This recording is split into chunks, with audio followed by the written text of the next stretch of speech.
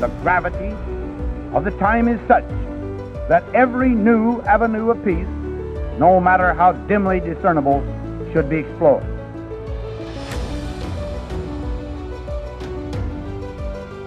Never before in history has so much hope for so many people been gathered together in a single organization.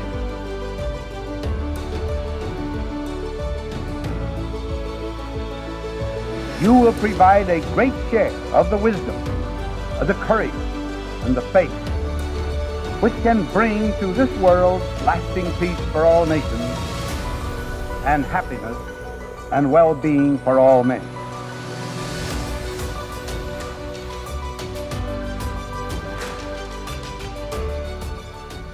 So we are here today with Björn Peters, who is a European energy project finance expert and founders of Peters Coll. Björn, welcome to the show. Thank you very much for having me. Yeah. So I'd love to just start off by learning about your background. I mean, I know that you've got a history in finance as it relates to clean energy projects. Maybe you can take us back to the beginning and introduce us to how you first got started in that space. Well, actually, there was a youth science competition in 1984 where I took part, creating or inventing with a friend sort of a new model of a wind power plant. So that actually brought me to the energy space.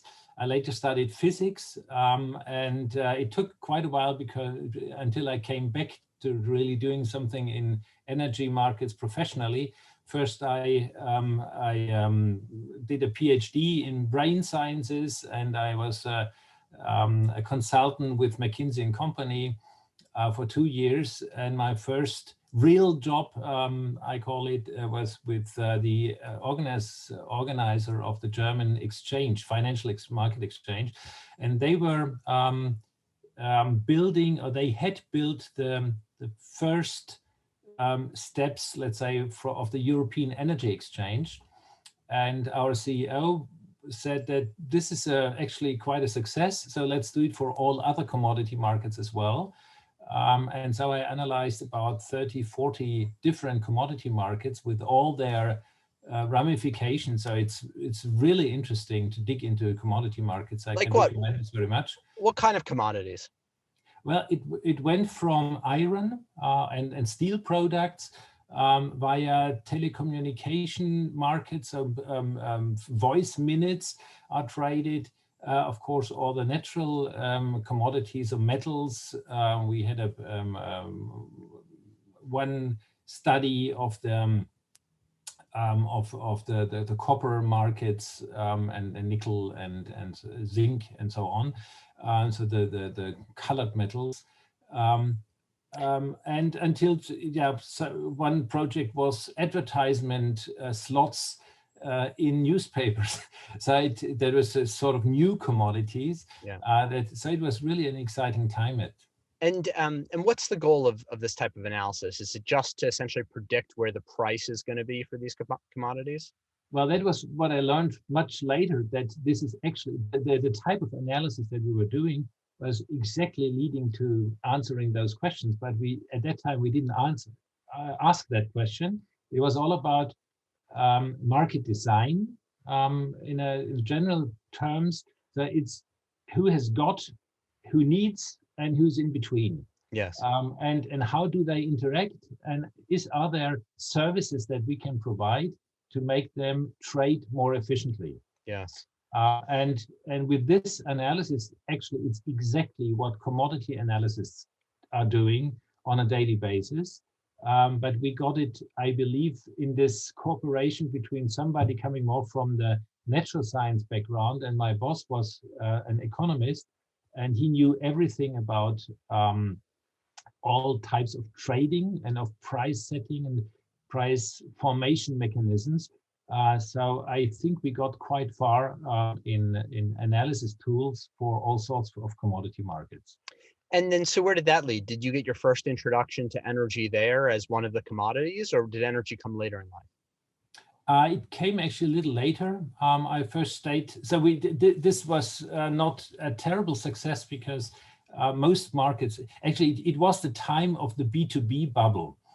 Some of the older might remember it was the end of the 90s, that you just needed to create a B2B marketplace, a business-to-business marketplace, and you got lots of startup venture capital and so on, but none of it actually worked. So it came back all to the established exchanges. And that was a move that we didn't see at the time, I believe. And so we closed down this venture, and I stayed in financial markets, learned a little bit about the background. My first real commodity product was a gold fund that actually securitizes the right of delivery of 1 gram of gold. That product is nowadays 12 billion euros. So it's not that big, but as an employee, you have no benefits or whatsoever. So I'm really parted there. But I am still quite proud actually of that as a first success. That was nearly 15 years ago. Then afterwards, I joined a subsidiary, the asset management arm actually of Deutsche Bank. And there it was in a closed-end fund department. And I went there explicitly in order to contribute to the energy transition in the ways of financing it. And so what is asset management exactly? I think our audience understands, about, project financing, at least peripherally, in the energy space, but is asset management more broad than that? What's under the asset management bucket? Well, asset management essentially is investing in a fiduciary role, other people's money, so your client's money. There's stock, so on the stock exchange, many of the customers trading on the markets are actually funds who manage these assets, these financial assets. And there's one branch that is closed-end funds where that invest into the real economy directly in terms of projects. Okay, so closed-end funds is a subset of asset management that deals with like real-world stuff, like building a train rail, or building a bridge or a highway or a power plant. Or a power plant, yeah. So we've had hydropower plants in our portfolio. Actually, I started out, of course, trying to finance solar and wind power plants, but that was a funny story, because in wind, what people usually know, if they know about wind energy, is that if you're wrong in the wind prediction, every 10% you are wrong in average wind speed, you're 30% wrong in the capital gain, so in the harvest of power. Why is that? Can you break that out a little bit more? Why does it grow from 10% to 30%? Because there is a third power dependency of wind capacity as a function of wind speed. So double or twice the wind speed means 8 times the wind power you can transform to electricity. And that is something that you really need to know, because it's a source of risk in the wind power business. And many of the project managers who came to me had beautiful calculations with 80% debt on it and 20% equity.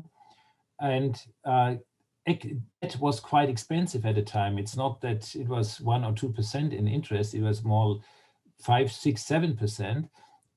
And that meant if you're wrong by 10% the wind speed, you earn 30% less money and you're broke.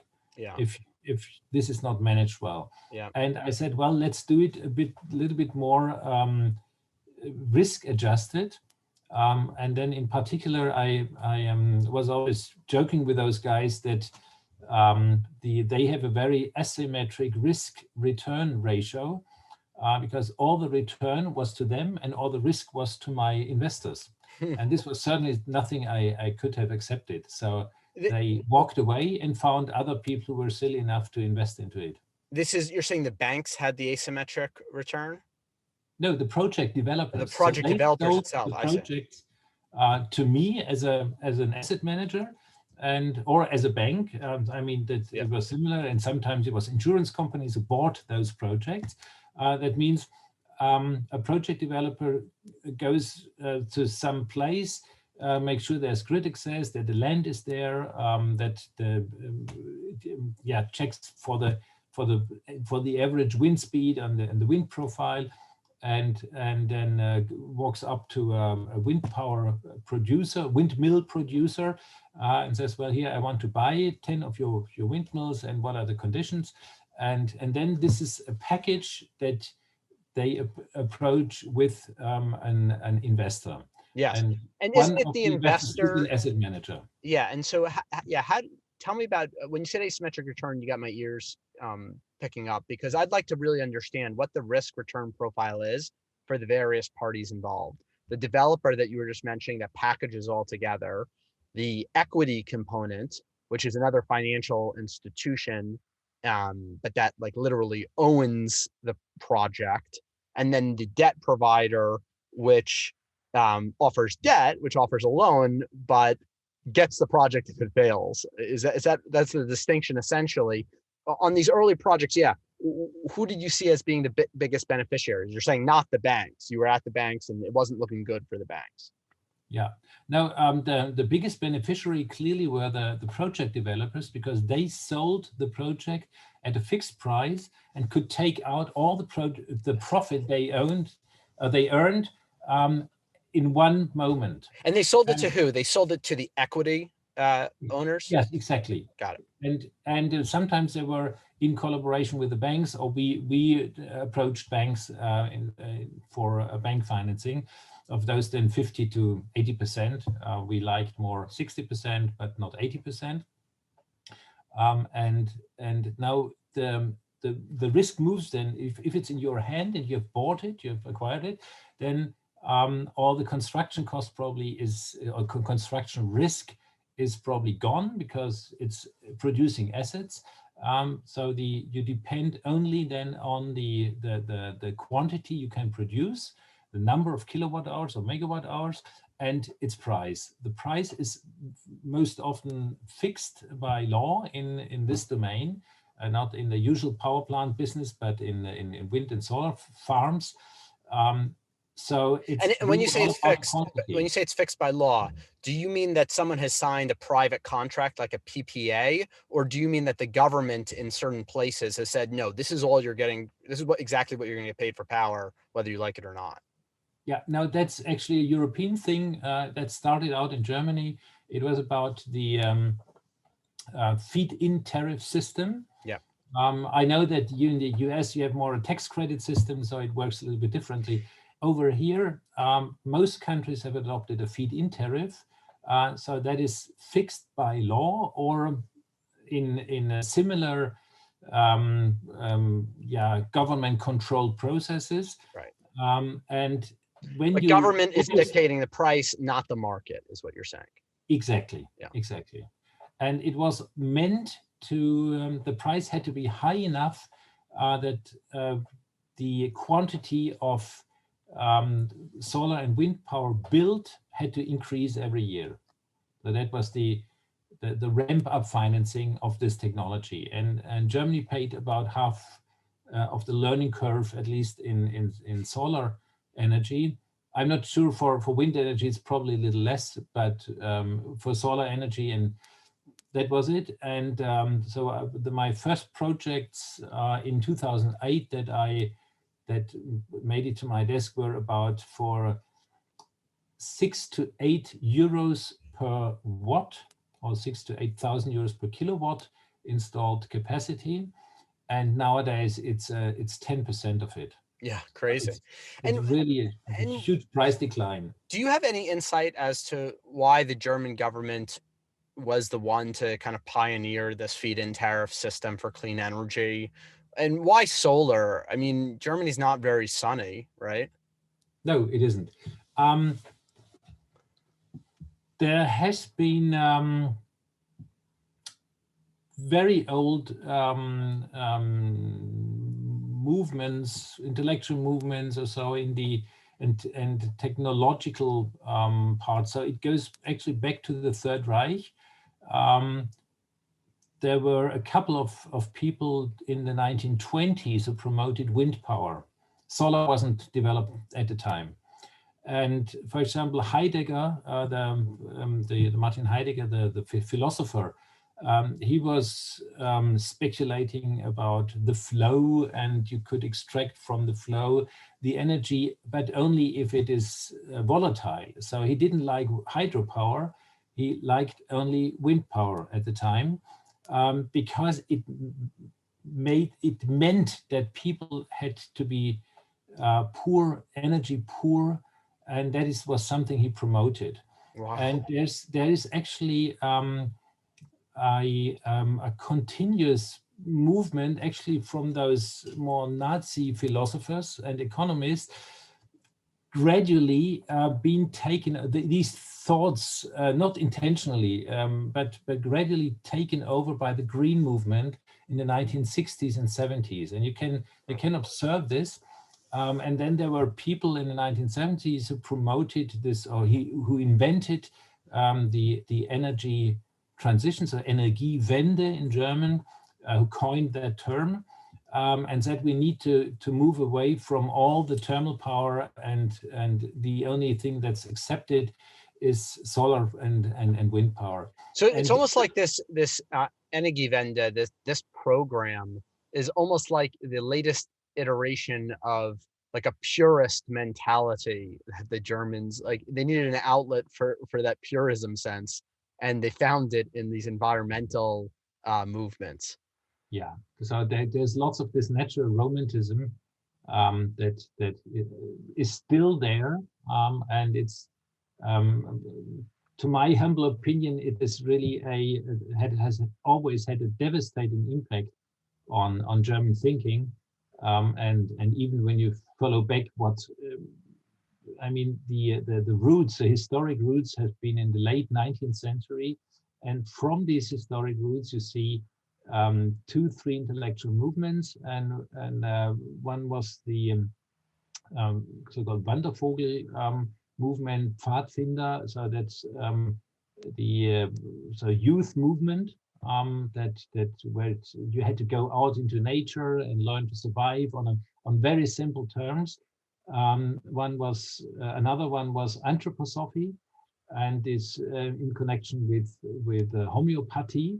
It has had, it was because everything is connected, and so only then you understand that even one molecule in a liter of water has still lots of impact on your health. So that is it is hard to conceive why people believe it, but well.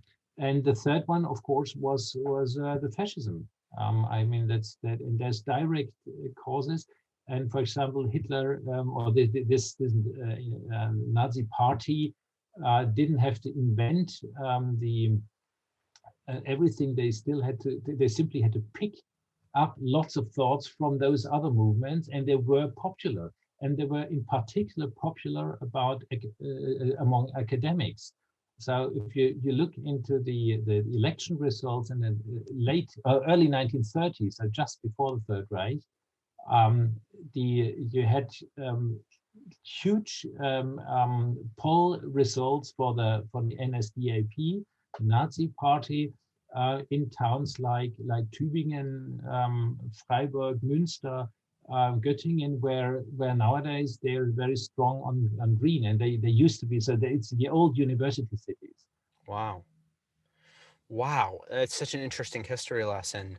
And so, okay, so yeah, so you were tying it to how we're seeing this today, and how there's this German movement towards the promotion of the renewable energy sources. They created this Energiewende program, which was a national program to help promote this. And then, so obviously this leads to a lot of odd economic opportunities for different industries over time. So maybe tell me a little bit more about some of the other things that you saw? So you're on the banking side, you got to see some of these projects up front, and then what came next in your career? Well, in the when I saw that wind power was flawed by construction, so the project developers, they provided far too risky projects. I was in parallel looking very much into solar energy, and I saw that there was an imbalance of feed-in tariffs. They hadn't been reduced for a number of years, and I knew there had to be a shock coming, and I didn't want to have projects in that very moment. So I warned the bank not to invest into solar energy. And just a few months later, so I was very lucky with that analysis, it was fully confirmed. So Spain, Italy, and the Czech Republic lowered their feed-in tariffs for existing projects. So without telling people in advance, so they were investing far too much, and many of those funds went broke, but not my customers, fortunately. And what I actually was then doing was investing into hydropower. I like this very much. I mean, it's a very stable source of energy. You can build it in a way that it's very much environmentally friendly, and we were hiring the best parties for knowing that it is not a grave for lots of fish.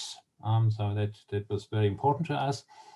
And we built actually about 35 hydropower plants across Europe. So starting from Norway over via Albania, a little bit Austria, a little bit Turkey. Wow, that's quite a few projects. And how big were these? Were these anywhere from 10 megawatts to 100 megawatts, or bigger? No, or smaller? much smaller, much smaller. It was between 2 and 25 megawatt. Okay, great. All right. So yeah, small hydro projects. But yeah, and then what constrains that? Is it just siting at the end of the day, that after you've taken up all the available locations, there's just no more places that you can build new hydro projects? Exactly. So for example, Turkey did a huge survey of all possible locations in the country of Turkey where to build hydropower plants. It was about 700 projects, and 200 of them had already been built. So it was a very clear market. You could apply for one of those, or 2 or 3 or 5 of those projects, but then it was certain that they would become more and more scarce. And of course, you were trying to find the most beneficial projects and start with them. Yeah, the economics become tougher and tougher, but it's not like there's a lot of innovation in the hydro space, right? It's not like with wind or solar, where we've seen the cost curves come down so drastically that as they come down, you can open up what would have been unprofitable sites before. With hydro, that's probably not the case, right? There's not going to be much change in efficiency, from generation to generation of hydro plant, is there? No, I mean, it's a very old technology. The very first power stations ever were hydropower stations. Yeah. It started in the second half of the 19th century. And of course, there has been lots of optimization going in from the technical side, but still you sometimes find tricks to increase the average efficiency by 0.1%, which doesn't sound great, but over a 60 or 80 years lifespan, to have 0.1% more power to sell, that's actually something. Yeah. Though I can also imagine, it's just like the cost of capital too. It's like, what if the currency isn't as great, or the labor prices are more expensive at the start of the project? If that increases your project costs by 20 or 30%, that also has a long-lived effect on the overall plant economics, right?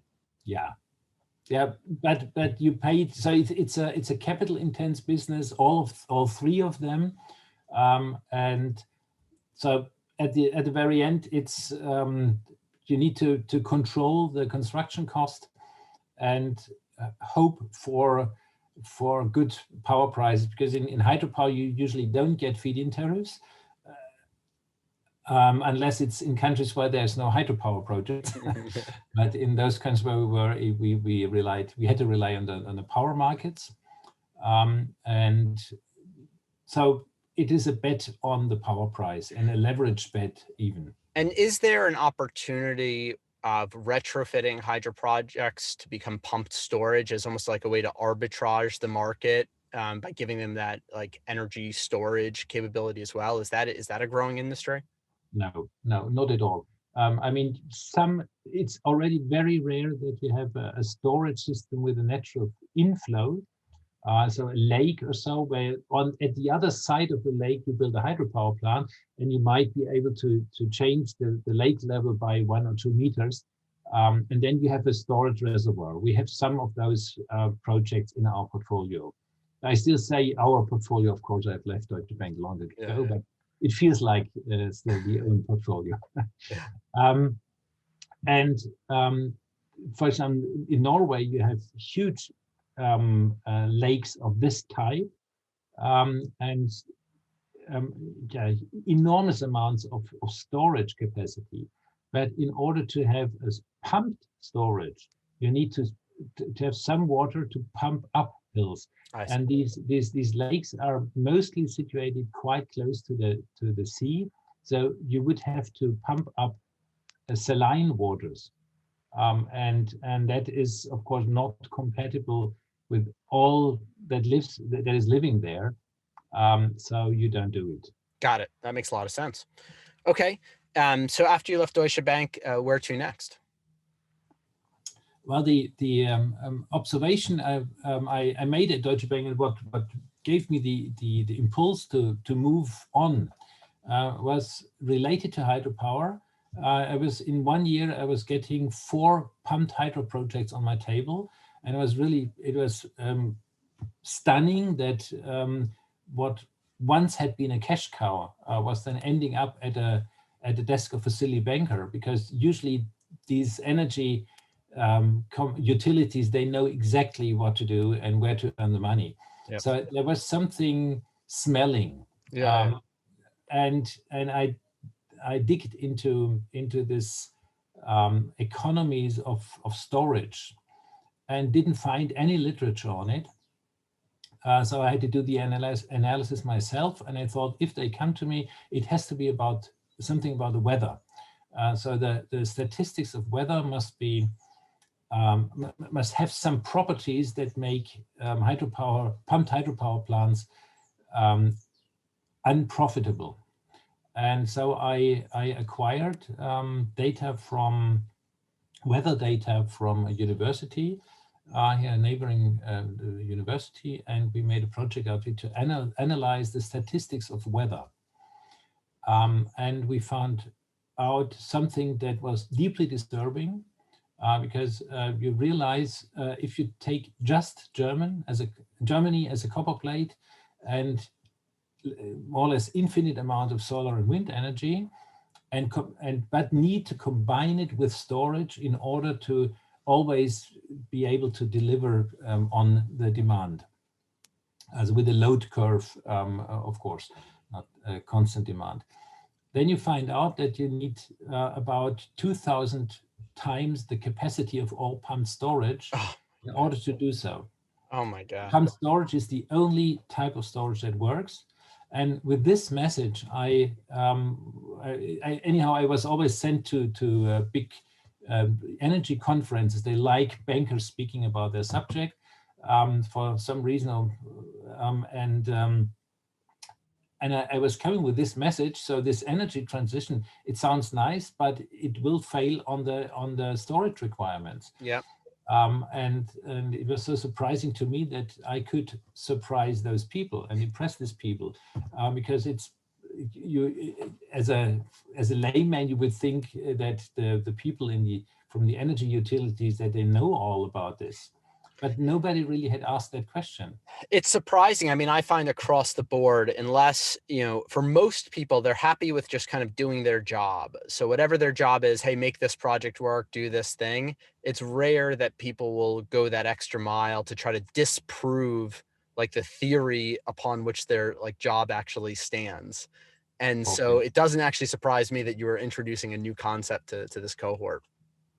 Okay, but actually, it gave me the impulse to look elsewhere. To say, so I had always been a fan of solar and wind energy and the energy transition in the years before, but then I understood that there has to be something else, and I started writing about energy policies. I created my own blog soon after I was out of Deutsche Bank. And this got quite popular. So it had several 10,000 of readers every week.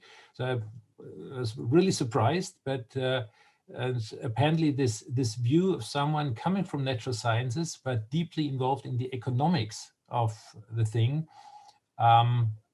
probably there was a new angle on it also that people then learned. And my goal was so my grandfather was a priest, and I had him as an idol as an idol. So, and I wanted to speak to the audience in a way that they really understand it, that they are taken where they currently are and then move to new thoughts. And I had one simple idea every week, and tried to bring this into the market and to let's say take out one brick each week from the wall of the energy transition until it stumbles by itself. And actually, I was quite proud when I heard sometimes politicians speak and taking up exactly my argument. Right. Yeah. Probably they never have ever read my column, my articles, but But your ideas were out people there. told them in their simple words, and so it got transmitted then to the right guys. Yeah. So for those people coming more from the conservatives and liberal side, I'm pretty sure that 90% of the parliamentaries, of the members of parliament in Berlin, know exactly that the energy transition has failed. And it's just a question how to communicate this in a face-keeping manner. Yeah. And that's very difficult for them because all the political parties have been part of the energy transition. And it's not that easy to get across it or to move to the next step then. So what is the next step? Well, what I'm promoting is that we need some sort of ecological realism.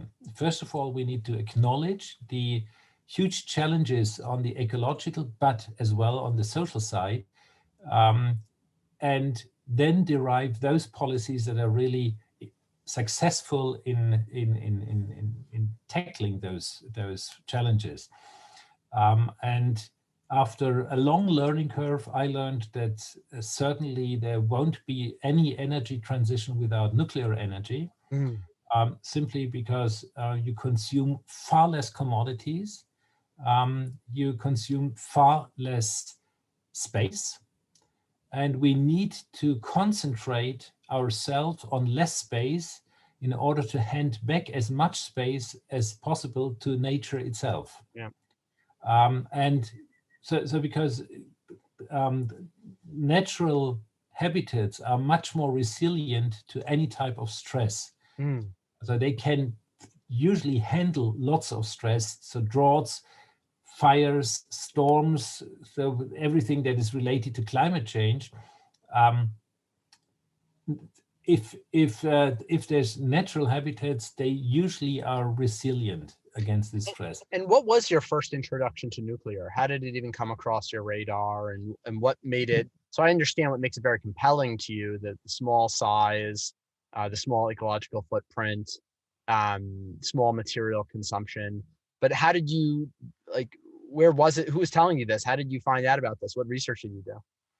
Actually, it was It was quite funny because initially in my column, I was sometimes writing about nuclear, but in a more critical mode. So I said, well, of course, with this unsolved nuclear waste problem, you can't really justify. And then I got very, very, very friendly letters from quite senior people, so in their 90s sometimes, but at least in their 80s. So the veterans of the old nuclear energy space. And they were explaining, oh, Dr. Peters, that's very interesting what you say, but have you considered this and look into this, and maybe you might change your mind. And I mean, I'm a natural scientist. I have to change my mind in face of better arguments. Yes. And I was then gradually correcting myself publicly. Yeah. And giving room to those thoughts, and that got somehow a spiral. So I learned much more about nuclear energy and how relevant or irrelevant the nuclear waste problem might be, or so all these arguments. And of course, there's always the same 5 arguments against nuclear energy. And if you look deeper into it, you see it's all nuts. I mean, Yeah. it's irrelevant. Yeah, I know the waste one is so funny. It's like waste actually isn't that dangerous and has never hurt anyone ever. And there's less of it per or unit of energy delivered by orders of magnitude. So it's really the greatest waste ever created from anything ever. Oh, and by the way, it gives off heat. So great. That could even be a power source too, or a little battery, or who knows.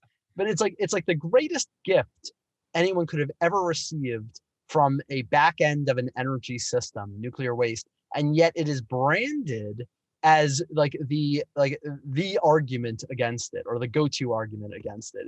It's so nuts. It is, yeah. And so I got more and more a fan of nuclear energy the more I learned about it. And I felt a little bit ashamed, actually, because I mean, I'm a physicist. I've never learned anything reasonable about nuclear energy except that it exists. But so in our nuclear physics course, we had maybe 5 minutes on nuclear fission. I mean, it was ridiculous. And I didn't know anything. And I even grew up just at 5 miles from, as the crow flies, from a nuclear power station. And I didn't know anything about it. It's so strange, but this is lack of interest. Yeah. That is probably one of the major sources of this public attitude against nuclear power.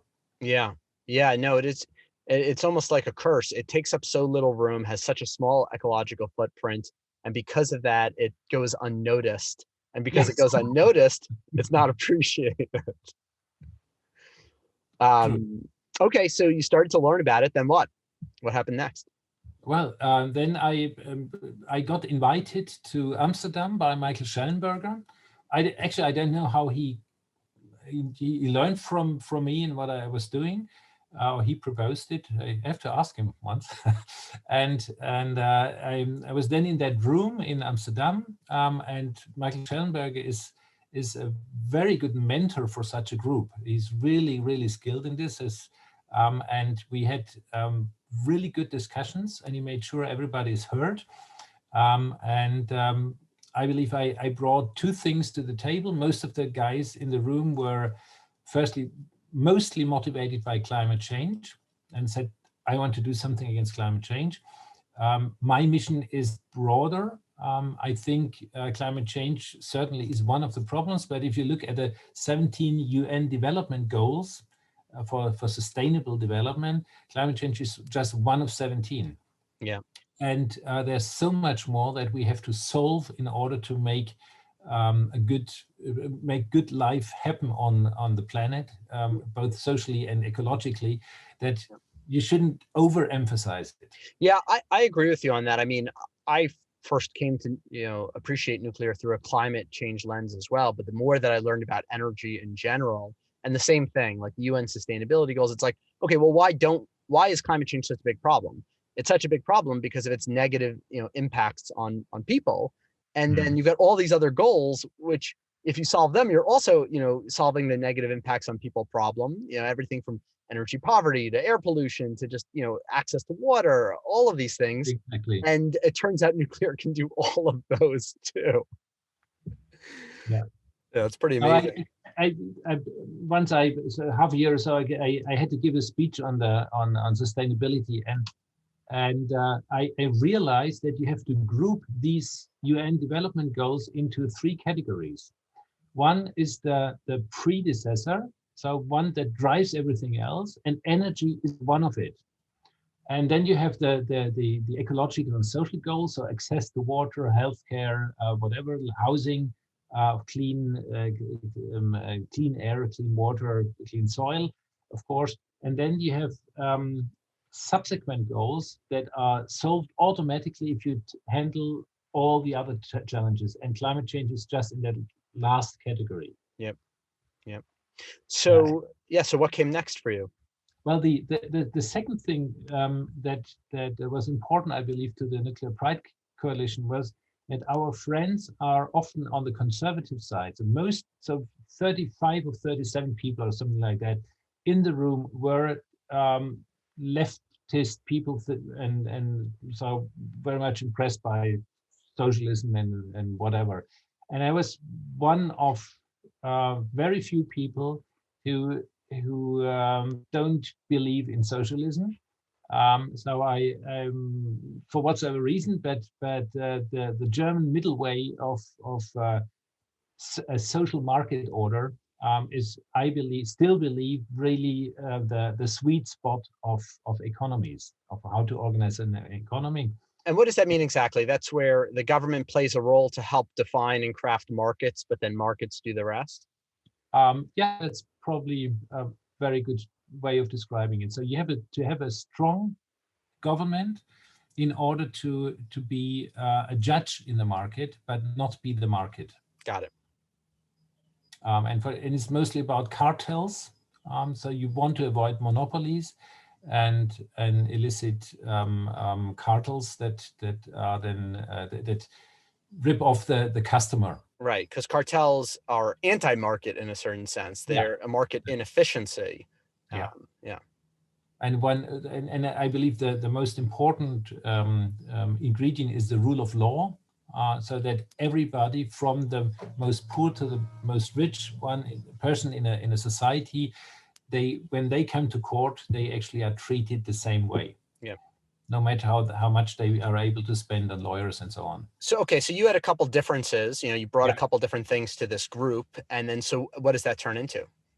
Well, actually, I was quite happy that it was picked up by most of them. So we are now much more open in this pro-nuclear movement to link with essentially all types of political movements, unless they are positive for nuclear energy and the environment on the same plane. Yeah.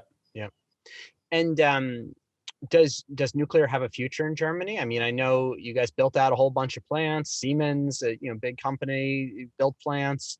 But then, around 2011, laws were passed, plants are being shut down. I'm sure you guys still have maybe a half dozen, I don't know, or a dozen still operating, but scheduled to be closed. Yeah. Is that permanent? Is it forever? Is that it? Or can that might maybe change? Well, of course I'm fighting for the remaining 6 power stations that they can keep running, but actually there's currently with one exception, no political party who's willing to really demand this openly. Why? Who are they afraid of? Probably most countries, journalists are typically left-wingers. And the politicians from the liberal and the conservative parties, conservative party is a little bit different, but a liberal party, most of the people within the party are pro-nuclear, but they don't dare to speak up. The higher they come in their ranks. And in the Conservative Party, they have bet fiercely on the energy transition, and they need a face-keeping way out. and what they are telling me is, okay, we would like to change all this, but we can't do it by ourselves. There has to be an external shock, and one of the possible shocks would be a blackout or long brownout, such as like the one you faced in Texas, for example. But that's less likely to happen just because Germany is so interconnected to all of its nuclear neighbors. It's almost as if, you know, if it can pull nuclear from all of its surrounding countries, there's more inherent stability. Well, I wouldn't too much agree on it. If you look at the balances, for example, in January 2017, we had such a famous long, cold doldrum, 10 days without solar and wind energy, essentially, or only 5% of the installed capacity. And we were still exporting power to France. Really? Why? Because it was really cold, it was dark, people switched on their light. People, in particular in France, were heating with power, because it usually you need a heating system only for a few days in the year. So you don't install something very expensive, and the radiator is the cheapest heating system. So everybody is heating with power. Power prices go up. Power becomes scarce, and so now take this situation from 2017. Only 6 years later, January 2023, the nuclear phase out will have happened, and we will have decommissioned a number of coal power plants. Now, in the same situation, we won't have enough power in our system, but we can't expect France, for example, to sell power to us, because they will need it for themselves. I see. So the last time a shock might have happened, there was still enough backup, or there was still enough power to be deployed. But you're saying the next time there's not going to be enough. Exactly. We're seeing this already. So we have had many situations in the last year where we imported 5 to 10 gigawatt, which is wonderful if everybody has this spare capacity. But it was the Corona lockdown times, so all no power station was really running at full capacity. But take an upswing in the economy and a cold winter day and a cold winter week without solar and wind energy, and we shouldn't forget weather is correlated across all Europe. So if it's dark and gray here, it will be the same thing in Paris, and maybe even in Madrid. So there's the likelihood that there's not enough power in the grid is increasing every year with all these German phase outs. But what happened? I still don't see. I don't see a good outcome then, because so let's say the nuclear gets shut down, and it takes that and a bad blackout for them to learn their lesson. Well, it's too late. The nuclear is shut down, and it's not so easy to start it back up. If in many places, it's not that it's physically difficult; it's that it's almost like structurally and legally and operationally too difficult to start it back up, and especially if you've already started tearing down a plant. So what to do? What happens? Well, I think it would be lots of success if we could just stop the decommissioning, and not the decommissioning of the power plants, but the deconstruction of the power plants. Yeah. So the demolishing. It's a simple act of pure vandalism if you take it. Yeah, so crazy. So that because these power plants, they are operating at full speed for 30 years now. And with the Gronde, for example, has reached as the first power plant on the globe 400 terawatt hours production last year. And so it's so totally insane to demolish these power plants. But the point is, if we the one first goal is, of course, to stop the decommissioning, stop the phase out. But if we don't manage to do so, we could secondly ask for stopping the demolishing of the power plant, so they could theoretically go back to service. And that's exactly what they're doing with coal power. Actually, coal power plants. There was one of the larger coal power plants that went off the grid at the 1st of January this year, and already on the 8th of January, it had to get back to power. It was so ridiculous. I mean, that is this hypocrisy in climate policies, Yeah. that they don't care for no matter of amount of coal being burned up for power. But if it's about nuclear energy, oh, I'm so afraid it must go wrong. It's so ridiculous. Yeah, no, it doesn't. Yeah, it's terrible. But maybe give me some insight with the imminent shutdown and of the remaining 6 plants, but already, you know, who knows how many were shut down.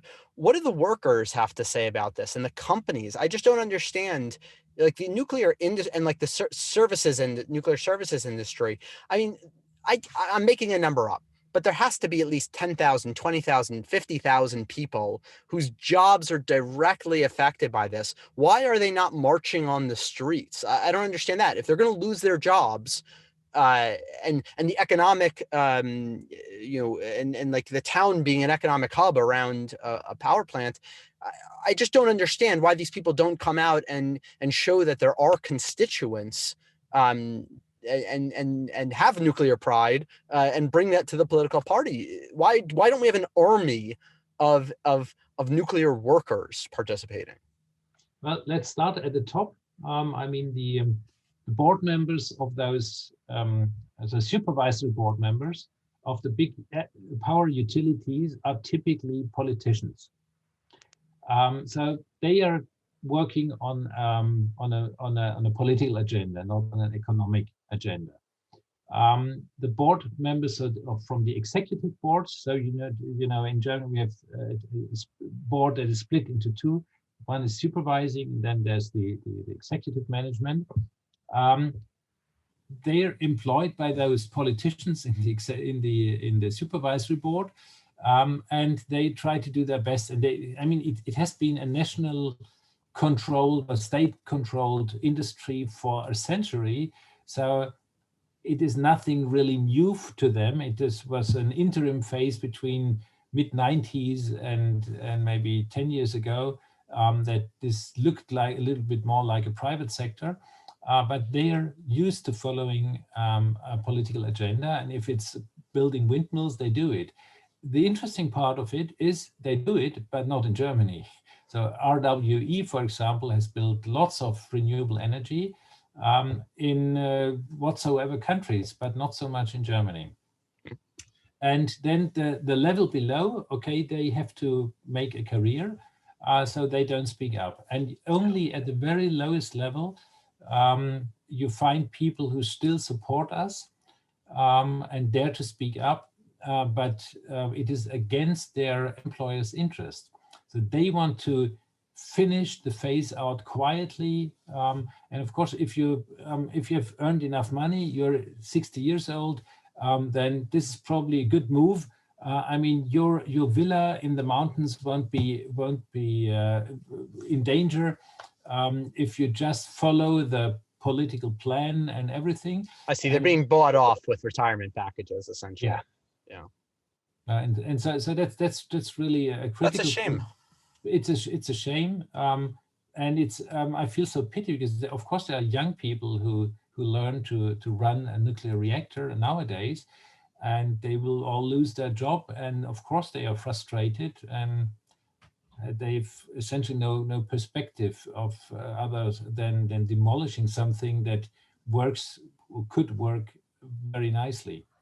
Yeah, I know. And another problem that I've found even in the US nuclear industry are these decommissioning funds are another way to buy off the employees. They say, okay, well, you're going to lose your jobs operating the power plant, but, you know, or at least at the company level, some company stands to make money from the decommissioning, from the tearing down. There's an incentive, there's a profit motive, and the government sometimes, you know, pays for it, or the ratepayer pays for it. It's just so crazy. Structures are set up such that the poor ratepayer, instead of paying for clean energy, they're paying for demolition of clean energy. They don't even know, but that buys everyone off. That keeps everyone quiet until they're all gone, and then you can't do anything. Yeah, it's appalling, but it's the way it is. So how do you see this changing? What's your vision for the future where this can all be turned around? Well, you know, of course, that I'm part of the founding team of dual fluid technology. That's the only nuclear reactor that has been developed in Germany of the generation 4 plus. And more people learn from us, and we're in the middle of a financing round, so it's always a time where you connect as much as possible to the audience and to the citizens. And many people know that we're handling nuclear waste, that there is no nuclear waste, that it's raw material for the next generation of nuclear power stations. That these molten salt or molten metal reactors are inherently safe, so there is no super dangerous explosion possible by physics. So you use the law of physics in order to make it work smoothly. You could build it in the middle of an industrial center in the mid-town without any problems. You have to switch fuel all 20 years instead of all 18 months. And you use all isotopes of uranium. So you stretch the fuel for millions of years. So it's a truly renewable energy. And of course, when people learn about us, they start asking questions. And we're seeing this, and the more devastating the energy policy actually is. And with the first blackout, I mean, it will most certainly have yield to a situation where the political decisions change very quickly. So policy making is a very nonlinear process. So everybody follows one idea, and it can be just one big event, and you follow another idea. So that is what I'm counting on, and it will be certainly not long after January 23. And so is that the idea that you're going to build up this technology, this company in preparation for a shift in political and public opinion? And then when that happens, you'll be ready to go and ready to deploy in Germany? Is the idea to deploy in Germany? Well, actually, we can't bet on Germany for the company that we founded. It is more about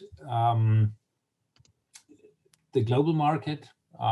And we have founded the company now in Canada, because we don't trust Germany to provide a stable political environment for really developing or going through all the development steps that are necessary. Yeah. Okay. Well, any last words to leave our audience with as we wrap up today? Well, actually, there's one topic that's really important to me, and that is how you design energy policies. And many people in the OECD countries believe you can just impose carbon taxes or everything else that makes energy expensive. But I think that this is deeply wrong. Most carbon emissions stem from countries like India, China, Indonesia, Malaysia. Many African countries are developing very well, and they couldn't afford a strategy that makes energy expensive. They have to have cheap sources, and cheap sources of energy, but hopefully cheap sources of clean energy. And that's why I'm really deeply convinced that with solar and wind energy, that has to be structurally always more expensive because of the storage you need, or the backup systems you need. You're paying at least twice the energy bill. It is a flawed concept. They will always have their role because it's cheap to produce, but to rely on it, it doesn't work. So the only source where I believe we have a chance to developing a cheap source of clean energy, that's nuclear energy. And that's why I've changed to this sector, and I hope it will work out. Björn Peters, thank you so much for your time and your insight. Really appreciate you coming on the show. Yeah, it was great fun. Thank you. Great. Awesome. and initiate at least a new approach to the many difficult problems that must be solved in both private and public conversation if the world is to shake off the inertia imposed by fear and is to make positive progress toward peace.